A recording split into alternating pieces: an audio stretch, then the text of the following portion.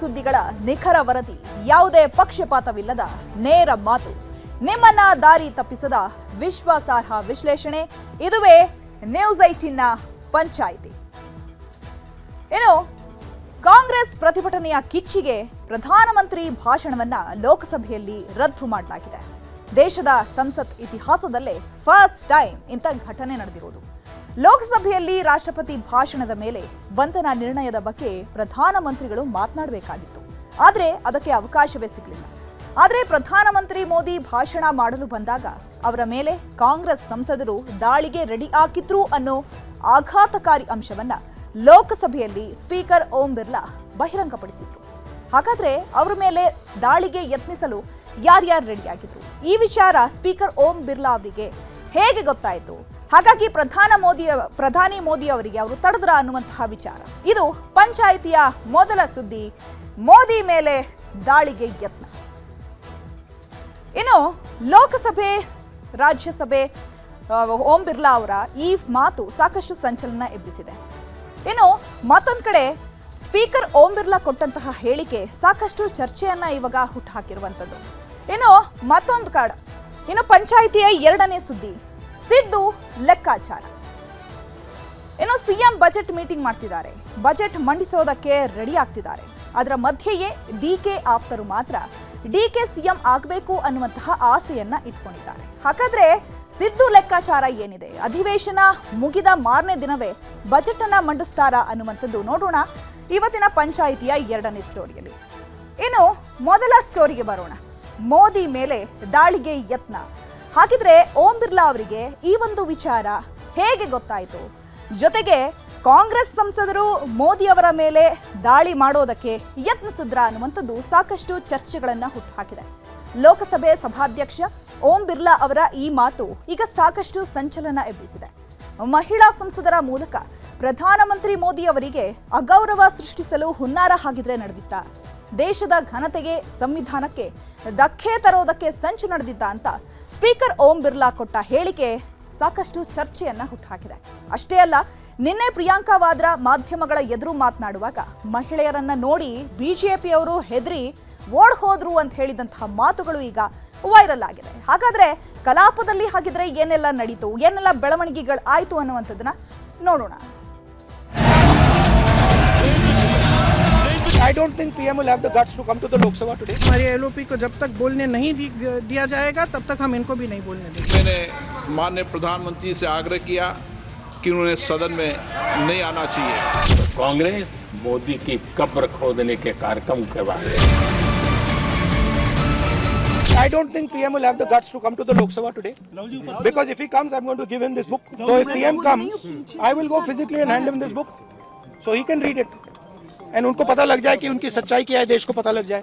और हमारे LOP को जब तक बोलने नहीं दिया जाएगा तब तक हम इनको भी नहीं बोलने देंगे. कल की घटना देश ने देखी है, किस तरीके से महिला सदस्य वहां तक पहुंची है. ये कोई उचित नहीं था और ये सदन की गरिमा के अनुकूल भी नहीं था. ಎಲ್ಲಿವರೆಗೆ ಲೋಕಸಭೆ ವಿಪಕ್ಷ ನಾಯಕರನ್ನ ಮಾತಾಡಲು ಬಿಡಲ್ವೋ ಅಲ್ಲಿವರೆಗೂ ಪ್ರಧಾನಮಂತ್ರಿಗಳನ್ನು ಲೋಕಸಭೆಯಲ್ಲಿ ಮಾತನಾಡಲು ಬಿಡಲ್ಲ ಅಂತ ಪ್ರಿಯಾಂಕಾ ವಾದ್ರಾ ಹೇಳಿಕೆ ಕೊಟ್ಟಿದ್ರು. ಪ್ರಧಾನಮಂತ್ರಿಗಳು ಲೋಕಸಭೆಗೆ ಬರಲ್ಲ, ಬಂದ್ರೆ ನಾನೇ ಅವರಿಗೆ ನರವಾಣೆ ಆತ್ಮಚರಿತ್ರೆ ಪುಸ್ತಕ ಕೊಡ್ತೀನಿ ಅಂತ ರಾಹುಲ್ ಗಾಂಧಿ ಸವಾಲು ಹಾಕಿದ್ರು. ಆದ್ರೆ ಇದು ಬರೀ ಹೇಳಿಕೆ ಆಗಿರಲಿಲ್ಲ. ಬದಲಿಗೆ ನಿನ್ನೆ ಲೋಕಸಭೆಯಲ್ಲಿ ಮೋದಿ ಮಾತಾಡಲು ಬಂದಾಗ ಅವರಿಗೆ ಮುತ್ತಿಗೆ ಹಾಕಲು ಕಾಂಗ್ರೆಸ್ ಸಂಸದರು ನಿರ್ಧರಿಸಿದ್ರು. ಅವರ ಮೇಲೆ ದಾಳಿ ಮಾಡಿ ದೊಡ್ಡ ಅಚಾತುರ್ಯ ಸೃಷ್ಟಿಸೋದಕ್ಕೂ ಕಾಂಗ್ರೆಸ್ ಸಂಸದರು ಸಂಚು ರೂಪಿಸಿದ್ರಂತೆ. ಅದರಲ್ಲೂ ಪ್ರತಿಪಕ್ಷಗಳ ಮಹಿಳಾ ಸಂಸದರನ್ನೇ ಮುಂದೆ ಕಳಿಸಿ ಹಂಗಾಮ ಸೃಷ್ಟಿಸಲು ಕಾಂಗ್ರೆಸ್ ಸೇರಿದಂತೆ ಪ್ರತಿಪಕ್ಷದವರು ತೀರ್ಮಾನ ಮಾಡಿದ್ರಂತೆ. ಹೀಗಾಗಿನೇ ಲೋಕಸಭೆಯಲ್ಲಿ ರಾಷ್ಟ್ರಪತಿ ಭಾಷಣದ ಮೇಲೆ ವಂದನಾ ನಿರ್ಣಯ ಮಂಡಿಸಲು ಪ್ರಧಾನಿ ಮೋದಿ ಬರಲಿಲ್ಲ. ಮೋದಿಯವರಿಗೆ ಅಧಿವೇಶನಕ್ಕೆ ಬರಬೇಡಿ ಅಂದಿದ್ದು ನಾನೇ ಅಂತ ಲೋಕಸಭೆ ಸ್ಪೀಕರ್ ಓಂ ಬಿರ್ಲಾ ಕಲಾಪದಲ್ಲೇ ಹೇಳಿಕೆ ನೀಡಿದ್ದಾರೆ.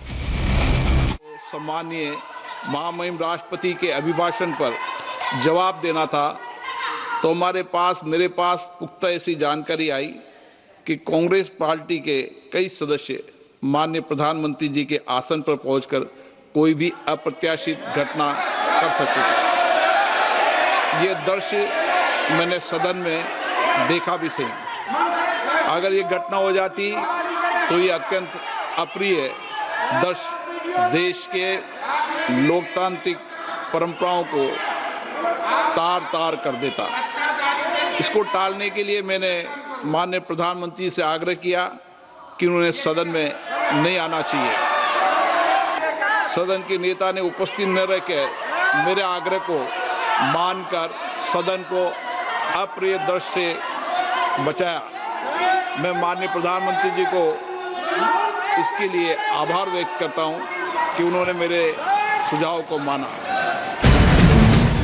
ಲೋಕಸಭೆ ಸಭಾಧ್ಯಕ್ಷ ಓಂ ಬಿರ್ಲಾ ಅವರ ಈ ಮಾತು ಸಾಕಷ್ಟು ಸಂಚಲನ ಎಬ್ಬಿಸಿದೆ. ಮಹಿಳಾ ಸಂಸದರ ಮೂಲಕ ಪ್ರಧಾನಮಂತ್ರಿ ಮೋದಿಯವರಿಗೆ ಅಗೌರವ ಸೃಷ್ಟಿಸಲು ಹುನ್ನಾರ ನಡೆದಿತ್ತು, ದೇಶದ ಘನತೆಗೆ ಸಂವಿಧಾನಕ್ಕೆ ಧಕ್ಕೆ ತರಲು ಸಂಚು ನಡೆದಿತ್ತು ಅಂತ ಸ್ಪೀಕರ್ ಓಂ ಬಿರ್ಲಾ ಕೊಟ್ಟ ಹೇಳಿಕೆ ಚರ್ಚೆ ಹುಟ್ಟುಹಾಕಿದೆ. ಅಷ್ಟೇ ಅಲ್ಲ, ನಿನ್ನೆ ಪ್ರಿಯಾಂಕಾ ವಾದ್ರಾ ಮಾಧ್ಯಮಗಳ ಎದುರು ಮಾತಾಡುವಾಗ ಮಹಿಳೆಯರನ್ನ ನೋಡಿ ಬಿಜೆಪಿಯವರು ಹೆದರಿ ಓಡಿ ಹೋದ್ರು ಅಂತ ಹೇಳಿದ್ದ ಮಾತುಗಳೂ ವೈರಲ್ ಆಗಿದೆ. डर गए, आने से डर गए सदन में, और उनके रेल मंत्री और निशिकांत जी तो बुलेट ट्रेन की तरह भागे लगे। ಕಾಂಗ್ರೆಸ್ ಮಹಿಳಾ ಸದಸ್ಯರನ್ನ ನೋಡಿ ಬಿಜೆಪಿಯವರು ಹೆದರಿ ಓಡಿ ಹೋದ್ರು ಅನ್ನೋ ಪ್ರಿಯಾಂಕಾ ವಾದ್ರಾ ಮಾತಿಗೂ ಲೋಕಸಭೆ ಸ್ಪೀಕರ್ ಕೊಟ್ಟ ಹೇಳಿಕೆಯೂ ಚರ್ಚೆಗೆ ಗ್ರಾಸವಾಗಿದೆ. ಹಾಗಾಗಿನೇ ಇವತ್ತು ಸಂಸತ್ ಭವನಕ್ಕೆ ಮಹಿಳಾ ಭದ್ರತಾ ಪಡೆಗಳನ್ನೇ ಹೆಚ್ಚಾಗಿ ಭದ್ರತೆಗೆ ನಿಯೋಜಿಸಿದ್ರು.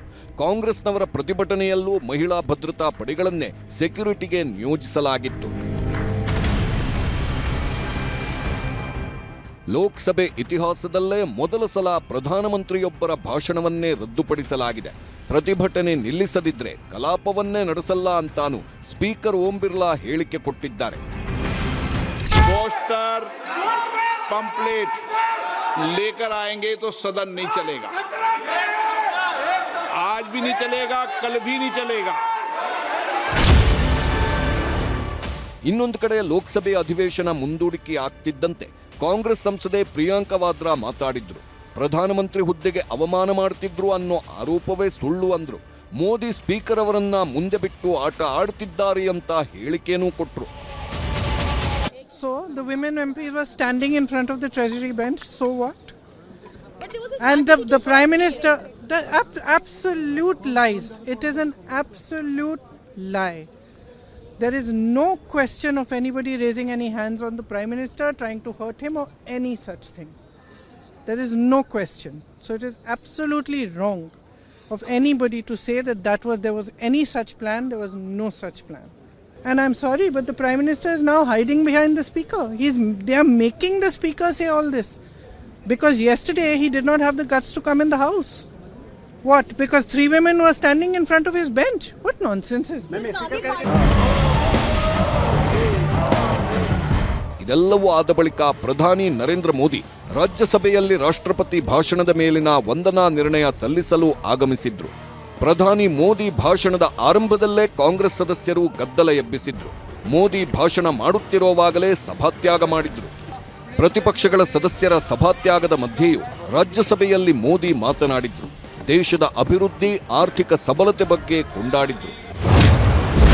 ಭಾರತ ಇದೀಗ ಜಗತ್ತಿನ 3ನೇ ಅತಿದೊಡ್ಡ ಆರ್ಥಿಕ ರಾಷ್ಟ್ರವಾಗಿದೆ. ಮದರ್ ಆಫ್ ಆಲ್ ಡೀಲ್ಸ್ ಮೂಲಕ ಜಾಗತಿಕ ಪ್ರಭಾವ ಇದೀಗ ಭಾರತದತ್ತ ನೆಟ್ಟಿದೆ. ಯುರೋಪ್ ರಾಷ್ಟ್ರಗಳೊಂದಿಗಿನ 9 ಪ್ರಮುಖ ವ್ಯಾಪಾರ ಒಪ್ಪಂದಗಳಿಂದ ಜಾಗತಿಕ ಬಲ ಸಿಕ್ಕಿದೆ ಎಂದರು. ಮುದ್ರಾ ಯೋಜನೆ ಮೂಲಕ ಯುವಕರ ಸಬಲೀಕರಣ ಮಾಡಲಾಗಿದೆ. 10 ಕೋಟಿ ಗ್ರಾಮೀಣ ಮಹಿಳೆಯರಿಗೆ ವಿವಿಧ ಸಾಲ ನೀಡಲಾಗಿದೆ. ಬ್ಯಾಂಕ್, ಎಲ್ಐಸಿ, ಎಚ್ಎಎಲ್ನಂಥ ಸಂಸ್ಥೆಗಳಿಗೆ ಮರುಜೀವ. ಪಿಎಂ ಕಿಸಾನ್ ಸಮ್ಮಾನ್ ಮೂಲಕ ಸಣ್ಣ ರೈತರಿಗೆ ಆಸರೆಯಾಗಿದೆ ಎಂದರು. 85 ಲಕ್ಷ ಕೋಟಿ ರೂಪಾಯಿ ಖರ್ಚು ಮಾಡಿ ದೇಶದ ರೈಲು, ರಸ್ತೆ ಕಾಮಗಾರಿಗಳನ್ನು ಶೀಘ್ರಗತಿಯಲ್ಲೇ ಮಾಡಲಾಗ್ತಿದೆ ಎಂದು ಸದನಕ್ಕೆ ಮಾಹಿತಿ ನೀಡಿದ್ರು. हम जिस गति से आगे बढ़ रहे हैं, जब हमें देश की जनता ने सेवा करने का मौका दिया, तब फ्रेजाइल 5 के रूप में ये देश जाना जाता था. जब हमें अवसर मिला, तब देश आजाद हुआ, तब हम दुनिया में 6 नंबर की इकोनॉमी थे. लेकिन इन लोगों ने ऐसा एक हाल करके रखा कि 11 पे पहुंचा दिया. आज हम 3 पर जाने की दिशा में तेज गति से, आज पूरा विश्व ग्लोबल साउथ की चर्चा करता है, लेकिन उस चर्चा के सूत्रधार के रूप में आज भारत वैश्विक मंचों पर ग्लोबल साउथ की बुलंद आवाज बन गया है।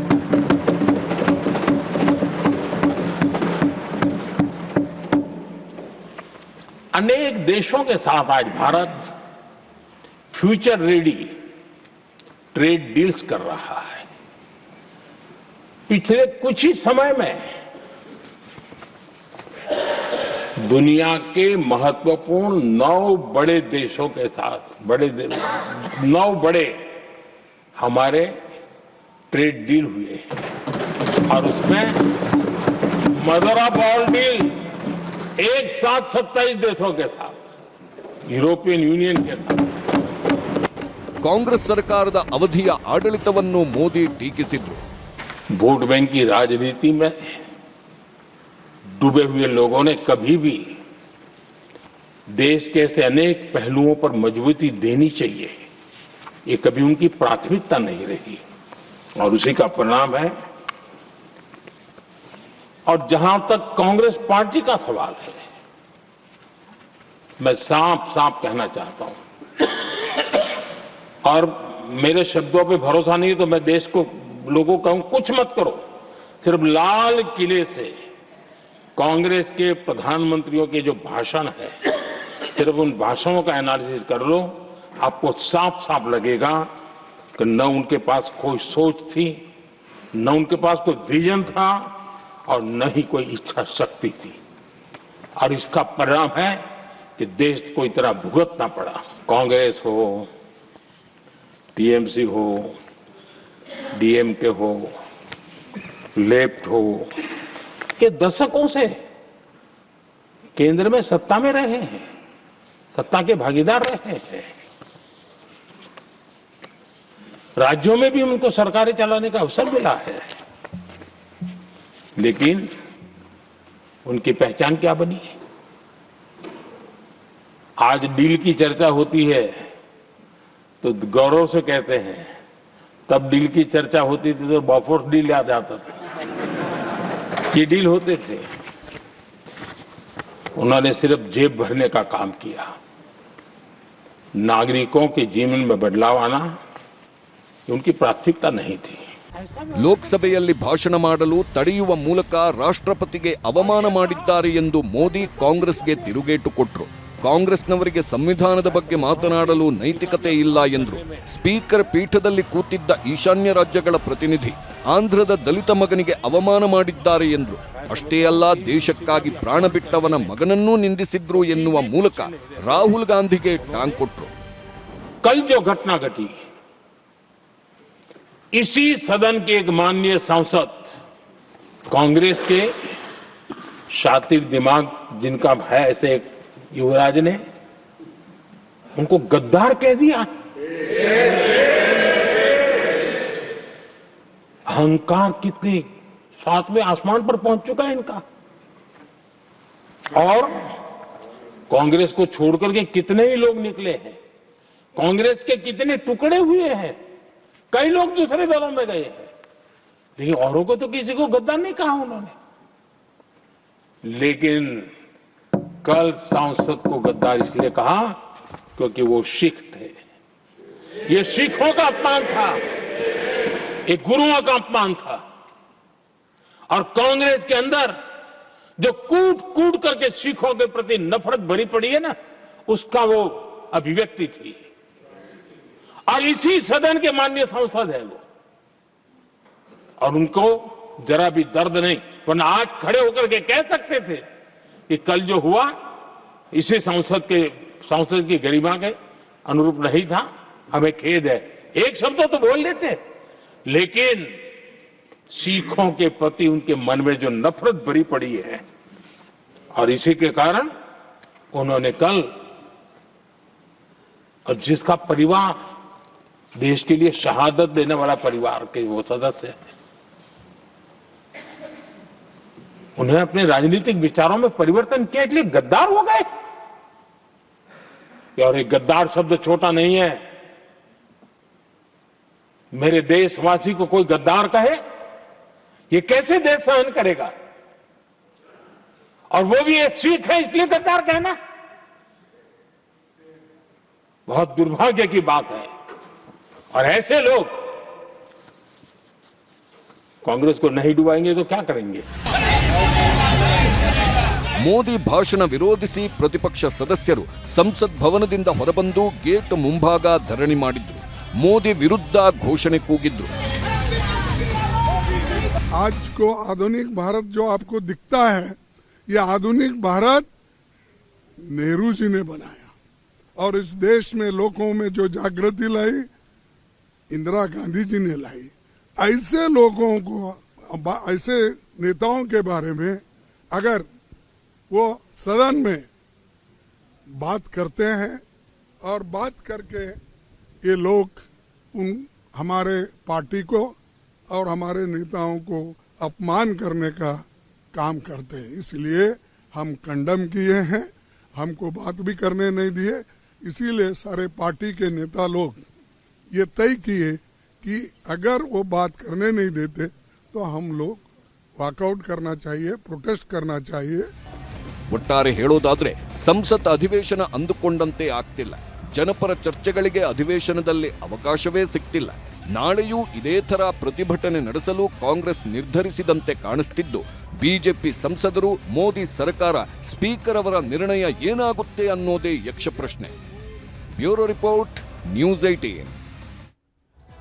ಇನ್ನು ಒಟ್ಟಾರೆಯಾಗಿ ನಿನ್ನೆ ಲೋಕಸಭೆಯಲ್ಲಿ ಮೋದಿ ಭಾಷಣಕ್ಕೆ ಅಡ್ಡಿಪಡಿಸಲಾಗಿತ್ತು. ಆದರೆ ಇವತ್ತು ರಾಜ್ಯಸಭೆಯ ಮೂಲಕ ಪ್ರತಿಪಕ್ಷಗಳು ಏನು ಟೀಕೆಗಳು ಮಾಡ್ತಾ ಇತ್ತು, ಆ ಎಲ್ಲ ಟೀಕೆಗಳಿಗೂ ಕೂಡ ಈಗ ಪ್ರಧಾನಿ ಮೋದಿ ಅವರು ಭಾಷಣದ ಮೂಲಕ ಸರಿಯಾಗಿ ತಿರುಗೇಟನ್ನು ಕೊಟ್ಟಿದ್ದಾರೆ. ಬಿಜೆಪಿ ಏನೆಲ್ಲ ಯೋಜನೆಗಳನ್ನು ರೂಪಿಸಿಕೊಂಡಿದೆ, ಜೊತೆಗೆ ಆರ್ಥಿಕತೆಗೆ, ಅಭಿವೃದ್ಧಿಗೆ ಯಾವ ರೀತಿಯಾಗಿ ಒತ್ತನ್ನ ನೀಡಿದ್ದಾರೆ ಅನ್ನುವಂಥದ್ದನ್ನ ಇವತ್ತು ರಾಜ್ಯಸಭೆಯಲ್ಲಿ ಭಾಷಣ ಮಾಡೋ ಮೂಲಕ ಪ್ರತಿಪಕ್ಷಗಳಿಗೆ ಸರಿಯಾಗಿ ತಿರುಗೇಟನ್ನು ಕೊಟ್ಟಂತಾಗಿದೆ. ಇನ್ನು ಪಂಚಾಯಿತಿಯ 2ನೇ ಸ್ಟೋರಿಯಲ್ಲಿ ನೋಡ್ತಾ ಹೋಗೋಣ. ಸಿದ್ದು ಲೆಕ್ಕಾಚಾರ. ಇನ್ನು ರಾಜ್ಯ ರಾಜಕೀಯದಲ್ಲಿ ಕುರ್ಚಿ ವಿಚಾರ ಅಂತೂ ಸಾಕಷ್ಟು ತಾರಕಕ್ಕೇರಿತ್ತು. ಅದರಲ್ಲೂ ಕೂಡ ಹೈಕಮಾಂಡ್ ಏನ್ ನಿರ್ಧಾರವನ್ನ ಕೈಗೊಳ್ಳುತ್ತೆ ಅನ್ನುವಂಥ ನಿಟ್ಟಿನಲ್ಲಿ ಸಾಕಷ್ಟು ಚರ್ಚೆಗಳಾಗಿತ್ತು. ಆದರೆ ಅಧಿವೇಶನ ಮುಗಿಸಿದ ಬಳಿಕ ಸಿಎಂ ಬಜೆಟ್ ಲೆಕ್ಕಾಚಾರವನ್ನ ಹಾಕೊಂಡಿದ್ದಾರೆ ಅನ್ನುವಂಥ ಚರ್ಚೆಗಳಾಗ್ತಾ ಇದೆ. ಹಾಗಾದ್ರೆ ಸಿಎಂ ಏನೆಲ್ಲ ಲೆಕ್ಕಾಚಾರವನ್ನ ಹಾಕೊಂಡಿದ್ದಾರೆ? ಅಧಿವೇಶನದ ಬಳಿಕ ಸಿಎಂ ಬದಲಾವಣೆ ಎಂತಿದ್ದವರಿಗೆ ಶಾಕ್ ಕೊಟ್ಟಿದ್ದಾರೆ. ಯಾಕಂದ್ರೆ ಡಿಕೆಶಿ ಆಪ್ತರು ಹೇಳ್ತಾ ಇದ್ದಿದ್ದು ಅಧಿವೇಶನದ ಬಳಿಕ ಸಿಎಂ ಕುರ್ಚಿ ಬದಲಾವಣೆ ಆಗತ್ತೆ ಅಂತ ಹೇಳಿ. ಇನ್ನು ಸಿದ್ದರಾಮಯ್ಯ ಬಜೆಟ್ ಮಂಡಿಸೋದಿಲ್ಲ ಎಂಬ ಟೀಕೆಗಳಿಗೂ ಕೂಡ ಉತ್ತರವನ್ನ ಕೊಟ್ಟಿದ್ದಾರೆ. ಜಿಬಿಎ, ಜಿಲ್ಲಾ ಪಂಚಾಯತ್, ತಾಲೂಕು ಪಂಚಾಯತ್ ಚುನಾವಣೆ ಗೆಲ್ಲುವಂತಹ ನಿಟ್ಟಿನಲ್ಲಿ ಬಜೆಟ್ ತಯಾರಿಯನ್ನ ಮಾಡ್ಕೊಳ್ಳೋದಕ್ಕೆ ಸಿದ್ಧತೆಯನ್ನ ನಡೆಸ್ತಾ ಇದ್ದಾರೆ. ಜನಪ್ರಿಯ ಕಾರ್ಯಕ್ರಮಗಳ ಘೋಷಣೆ ಮಾಡೋದಕ್ಕೆ ಈಗಾಗಲೇ ಸಿಎಂ ಸಿದ್ದರಾಮಯ್ಯನವರು ತಮ್ಮ ಆಪ್ತರೊಂದಿಗೆ ಪ್ಲಾನ್ ಮಾಡ್ಕೊಳ್ತಾ ಇದ್ದಾರೆ. ರಾಜ್ಯ ಕಾಂಗ್ರೆಸ್ಗೆ ತಾವು ಅನಿವಾರ್ಯ ಎಂಬ ಸಂದೇಶವನ್ನ ರವಾನಿಸೋದಕ್ಕೆ ಹೈಕಮಾಂಡ್ಗೆ ತಂತ್ರವನ್ನ ರೂಪಿಸ್ತಾ ಇದ್ದಾರೆ. ನಾಯಕತ್ವ ಬಿಕ್ಕಟ್ಟಿನ ನಡುವೆಯೇ ಸಿಎಂ ಖಡಕ್ ಸಂದೇಶವನ್ನ ಕೊಟ್ಟಿದ್ದಾರೆ. ಇನ್ನು ಡಿಕೆ ಆಪ್ತರ ಕನಸು ಏನಾಗಿದೆ, ಡಿಕೆ ಆಪ್ತರು ಏನ್ ಹೇಳ್ತಿದ್ದಾರೆ ಇದೇ ವಿಚಾರದ ಬಗ್ಗೆ? ಅಧಿವೇಶನ ಮುಗಿಯುತ್ತಲೇ ಚಿಗುರೊಡೆದ ಡಿಕೆಶಿ ಆಪ್ತರ ಆಸೆ. ಅಧಿವೇಶನ ಮುಗಿದ ಬಳಿಕ ಡಿಕೆಶಿ ಅವರಿಗೆ ಪಟ್ಟ ಕಟ್ತಾರೆ ಅಂತಾನೆ ಅವರ ಆಪ್ತರು ಆಸೆಯನ್ನ ಇಟ್ಕೊಂಡಿದ್ದಾರೆ. ಡಿಕೆಶಿಗೆ ಹೈಕಮಾಂಡ್ನಿಂದ ಬುಲಾವ್ ಬರಬಹುದು ಅಂತ ಹೇಳಿ ಶಿವಗಂಗಾ ಬಸವರಾಜ್ ಅವರು ಕೂಡ ಪದೇ ಪದೇ ಹೇಳಿಕೆಯನ್ನ ಕೊಡ್ತಾ ಇದ್ರು. ನಾಯಕತ್ವ ಗೊಂದಲವನ್ನ ಹೈಕಮಾಂಡ್ ಬಗೆಹರಿಸಬೇಕು, ಯಾಕಂದ್ರೆ ಅದನ್ನ ಆಶ್ಚರ್ಯಕರ ಚಿಹ್ನೆಯಲ್ಲಿ ಇಡಬಾರ್ದು, ಕ್ವಶನ್ ಮಾರ್ಕ್ ಅಲ್ಲಿ ಇಡಬಾರ್ದು ಅನ್ನುವಂತಹ ನಿಟ್ಟಿನಲ್ಲಿ ಡಿಕೆಶಿ ಆಪ್ತರು ಕೇಳ್ಕೊಳ್ತಾ ಇದ್ರು. ಪವರ್ ಶೇರಿಂಗ್ ಬಗ್ಗೆ ಹೈಕಮಾಂಡ್ ಕ್ಲಾರಿಟಿ ನೀಡಬೇಕು. ಒಂದು ಆಗುತ್ತೆ ಅಂತ ಹೇಳಬೇಕು, ಇಲ್ಲ ಆಗಲ್ಲ ಅಂತ ಹೇಳಬೇಕು. ಡಿಕೆಶಿ ಸಿಎಂ ಆಗಬೇಕು ಅನ್ನೋದು ಬಹಳ ಶಾಸಕರ ಬೇಡಿಕೆ ಇದೆ. ಹಾಗಾಗಿ ಡಿಕೆಶಿ ಅವರನ್ನು ಸಿಎಂ ಮಾಡಬೇಕು ಅಂತ ಹೇಳಿ ಅವರ ಆಪ್ತರು ಹೇಳ್ತಾ ಇದ್ದಾರೆ. ಸಿಎಂ ಬದಲಾವಣೆ ವಿಚಾರ ಒಪ್ಪಂದ ಆಗಿದೆಯೋ ಇಲ್ವೋ ಅಂತ ಹೇಳಿಬಿಡ್ಲಿ, ಒಂದು ಕ್ಲಾರಿಟಿ ಕೊಟ್ಟುಬಿಡ್ಲಿ ಹೈಕಮಾಂಡ್. ಸೊ ಹಾಗಾಗಿ ನಾವು ಅದ್ರ ಬಗ್ಗೆ ಪ್ರಶ್ನೆ ಮಾಡಲ್ಲ ಅಂತ ಹೇಳ್ತಾ ಇದ್ದಾರೆ. ಸಿದ್ದರಾಮಯ್ಯನವರೇ ಮುಂದುವರಿತಾರೆ ಅಂತನಾದ್ರೂ ಹೇಳಬೇಕಲ್ವಾ? ಡಿಕೆಶಿ ಪಟ್ಟ ಕಟ್ತೀರಾ ಅಥವಾ ಸಿಎಂಎ ಮುಂದುವರಿತಾರಾ ಅನ್ನುವಂಥದ್ರ ವಿಚಾರದ ಬಗ್ಗೆ ಕ್ಲಾರಿಟಿ ಕೊಡಿ ಅಂತ ಹೇಳಿದ್ದಾರೆ. ಮತ್ತೊಂದು ಕಡೆ ಈಗ ಡಿಕೆಶಿ ಆಪ್ತರಾಗಿರುವಂತಹ ಬಸವರಾಜ್ ಶಿವಗಂಗಾ ಅವರು ಕೂಡ ಪದೇ ಪದೇ ಹೇಳಿಕೆ ಕೊಡ್ತಾ ಇದ್ದಾರೆ. ಹಾಗಿದ್ರೆ ಏನ್ ಹೇಳಿದ್ದಾರೆ ಬನ್ನಿ ನೋಡೋಣ. ನಿಮ್ಮಲ್ಲಿ ಏನು ಮುಖ್ಯಮಂತ್ರಿ ಗೊಂದಲ ಇತ್ತು, ಹೇಳಿಕೆ ಕೊಡ್ತಾ ಇದ್ವಲ್ಲ, ಅದಕ್ಕೊಂದು ಇತ್ಯರ್ಥ ಆಡಬೇಕು ಹೈಕಮಾಂಡ್ ಅಂತ ನಾವೇನು ಪದೇ ಪದೇ ಹೇಳ್ತಾ ಇದ್ವಲ್ಲ, ಆ ವಿಷಯವಾಗಿರ್ಬೋದು ಅಂತ ನಮ್ಮ ಒಂದು ಅನಿಸಿಕೆ. ಅದು ಹೋದ್ಮೇಲೆ ಗೊತ್ತಾಗ್ತದೆ ಯಾವ ವಿಷಯ ಕರೆದ್ರು ಏನಾಗ್ತದೆ ಚರ್ಚೆ. ಇಲ್ಲ, ನಾನು ಹೇಳಿದ್ದೀನಲ್ಲ, ಅದು ಗೊಂದಲ ಮುಂದುವರ್ಸೋದು ಅವಶ್ಯಕತೆ ಇಲ್ಲ. ಎನಿವನ್ ಈಗ ಇವ್ರನ್ನ ಮಾಡ್ತಿರೋ ಡಿ ಕೆ ಶಿವಕುಮಾರ್ ಅವ್ರು ಮಾಡೋದಾದರೂ ಮಾಡಿ, ಇಲ್ಲ ಅವ್ರನ್ನೇ ಮುಂದುವರಿಸ್ತೀರಾ ಮುಂದುವರಿಸಿ, ಅಥವಾ ಹೊಸಬ್ರನ್ನ ಏನಾದ್ರು ಕರ್ಕೊಂಬಂದು ಮಾಡ್ತಿರೋ ಮಾಡಿ. ಒಟ್ಟೊಂದು ಇತ್ಯರ್ಥ, ಗೊಂದಕ್ಕೆ ಇತ್ಯರ್ಥ ಹೈಕಮಾಂಡ್ ಆಡಲೇಬೇಕು. ಇವತ್ತು ರಾಜಕೀಯ ಬೇಡ ಮಾತ್ರ ನನಗೆ ಗೊತ್ತಿಲ್ಲಪ್ಪ, ನಾನು ಯಾರಿಗೂ ಯಾವುದಕ್ಕೂ ಭಾಗಿಯಾಗಿಲ್ಲ. ನನಗೂ ನನ್ನ ಜೊತೆ ಯಾರು ಚರ್ಚೆ ಮಾಡಿಲ್ಲ. ಡೆಲ್ಲಿ ಹೋಗುವಾಗ ಶ್ರೀಧರ್ TP ಇಶ್ಯೂ ಮಾಡ್ತಾರೆ, ನಿಮ್ಗೆ ತಿಳಿಸ್ಬಿಟ್ಟೆ ಹೋಗ್ತೀನಿ. ಇನ್ನು ಈ ಎಲ್ಲ ಬೆಳವಣಿಗೆಗಳ ಮಧ್ಯೆಯೇ ಮತ್ತೊಂದು ಕಡೆ ಈಗ ಲಿಂಗಾಯತ ಪ್ರತ್ಯೇಕ ಸಭೆಯನ್ನ ನಡೆಸಲಾಗಿದೆ. ಹಾಗಿದ್ರೆ ಆ ಸಭೆಯಲ್ಲಿ ಏನೆಲ್ಲ ವಿಚಾರಗಳನ್ನ ಚರ್ಚೆ ಮಾಡಲಾಗಿದೆ? ವಿಶೇಷ ಅಧಿವೇಶನದ ಮಧ್ಯೆಯೇ ಲಿಂಗಾಯತ ನಾಯಕರು ಸಭೆಯನ್ನ ನಡೆಸಿದ್ದಾರೆ. ಕುತೂಹಲ ಮೂಡಿಸಿದೆ. ಲಿಂಗಾಯತ ಕಾಂಗ್ರೆಸ್ ಸಚಿವರು ಹಾಗೆ ಶಾಸಕರ ಸಭೆ ಏನೆಲ್ಲ ಚರ್ಚೆಗಳಾಗಿದೆ ಅನ್ನುವಂಥದ್ದು. ಅಧಿಕಾರ ಹಸ್ತಾಂತರ ಅಥವಾ ಬದಲಾವಣೆ ವೇಳೆ ಪರಿಗಣನೆಗೆ ಒತ್ತಡ ಹೇರುವಂತಹ ಸಾಧ್ಯತೆಗಳು ಈಗ ಕಂಡು ಬರ್ತಾ ಇದೆ. ಸರ್ಕಾರ ರಚನೆಗೆ 34 ಲಿಂಗಾಯತ ಶಾಸಕರು ಆಯ್ಕೆಯೂ ಕಾರಣ ಎಂಬ ವಾದವನ್ನ ಮಂಡಿಸಲಿಕ್ಕೂ ಕೂಡ ಆ ಒಂದು ಸಭೆಯಲ್ಲಿ ಚರ್ಚೆ ಮಾಡಲಾಗಿದೆ. ಹೆಚ್ಚಿನ ಪ್ರಾತಿನಿಧ್ಯ, ಉನ್ನತ ಸ್ಥಾನಮಾನ, ಕ್ಯಾಬಿನೆಟ್ ದರ್ಜೆಯ ಇನ್ನಷ್ಟು ಸಚಿವ ಸ್ಥಾನ ನೀಡಬೇಕು ಅನ್ನುವಂತಹ ಒತ್ತಡ ಹೇರುವಂತಹ ಸಾಧ್ಯತೆಗಳು ಕೂಡ ಇದೆ. ಮತ್ತೊಂದು ಕಡೆ ನಿಗಮ ಮಂಡಳಿ ಅಧ್ಯಕ್ಷ ಸ್ಥಾನದಲ್ಲೂ ಕೂಡ ಆದ್ಯತೆ ಕೊಡಬೇಕು. ವೀರಶೈವ ನಿಗಮಕ್ಕೆ 500 ಕೋಟಿಗೆ ಬೇಡಿಕೆಯನ್ನ ಇಡುವಂತಹ ಚಾನ್ಸಸ್ ಕೂಡ ಇದೆ. ಇನ್ನು ಇದೇ ವಿಚಾರವಾಗಿ MB ಪಾಟೀಲ್ ಅವರು ಏನ್ ಮಾತನಾಡಿದ್ದಾರೆ ಬನ್ನಿ ನೋಡೋಣ. ಪ್ರಮುಖವಾಗಿ ನಾವು ಏನು ಲಿಂಗಾಯತರು, ನಮಗೆ 56-57 ಸೀಟ್ಸ್ ಟಿಕೆಟ್ ಕೊಟ್ಟಿದ್ರಿ, 34 ಜನ ನಾವು ಆರಿಸಿ ಬಂದಿದ್ದೀವಿ. We are the biggest chunk. Striking rate ನಮ್ಮದೇ ಹೈಯೆಸ್ಟ್ ಇದೆ. ನಾವು ಆ ಸಭೆ ಮಾಡಿದ್ರಲ್ಲಿ ಇಷ್ಟೇ, ವೈಯಕ್ತಿಕ ಯಾರ್ದು ಇಲ್ಲ. ನಮಗೆ ಲಿಂಗಾಯತರ ಏನು ಪ್ರಾತಿನಿಧ್ಯ ಅದು ಮಂತ್ರಿ ಮಂಡಲದಲ್ಲೇ ಸಿಗ್ಬೋದು, ಪ್ರಮುಖ ಖಾತೆಗಳಿರ್ಬೋದು, ನಿಗಮ ಮಂಡಳಿ ಇರ್ಬೋದು. It's the general this one. ವೈಯಕ್ತಿಕ ಯಾರನ್ನ ಮಂತ್ರಿ ಮಾಡಬೇಕು, ಯಾರು ಉಪಮುಖ್ಯಮಂತ್ರಿ ಮಾಡಬೇಕು, ಯಾರು ಮುಖ್ಯಮಂತ್ರಿ ಮಾಡಬೇಕು ಅಂತ ಯಾವುದು ಪರ್ಸನಲ್ ಎಜೆಂಡಾ ಚರ್ಚೆ ಆಗಿಲ್ಲ. ದಿಸ್ ಇಸ್ ದ ಜನರಲ್ ಚರ್ಚೆ ಎಲ್ಲರೂ ಕೂಡಿ ಇವತ್ತು ಮಾಡಿದ್ವಿ. ಏನೋ ಒಟ್ಟಾರೆಯಾಗಿ ಸಿಎಂ ಬದಲಾವಣೆ ಅಂತಿದ್ದವರಿಗೆ ಕೊನೆಗೂ ಕೂಡ ಶಾಕ್ ಎದುರಾಗಿದೆ. ಇನ್ನು ಇದೇ ವಿಚಾರವಾಗಿ DKC ಅವರನ್ನ ಕೇಳಿದ್ರೆ DKC ಅವರು ನಾನು ಇದ್ರ ಬಗ್ಗೆ ಏನು ಮಾತನಾಡಲ್ಲ ಅಂತ ಹೇಳಿದ್ದಾರೆ. ಇನ್ನು ಮುಂದಿನ ದಿನಗಳಲ್ಲಿ ಇನ್ನು ಏನೇನ್ ಬದಲಾವಣೆಗಳು ಆಗುತ್ತೆ, ಏನೆಲ್ಲ ಬೆಳವಣಿಗೆಗಳು ಆಗುತ್ತೆ ಅನ್ನುವಂಥದ್ದನ್ನ ಕಾದ್ ನೋಡ್ಬೇಕಾಗುತ್ತೆ. ಇದೇ ಈ ಹೊತ್ತಿನ ಪಂಚಾಯಿತಿ. ನೋಡ್ತಾ ಇರಿ News 18, ಜಾಲ ನಮ್ಮದು, ಬಲ ನಿಮ್ಮದು.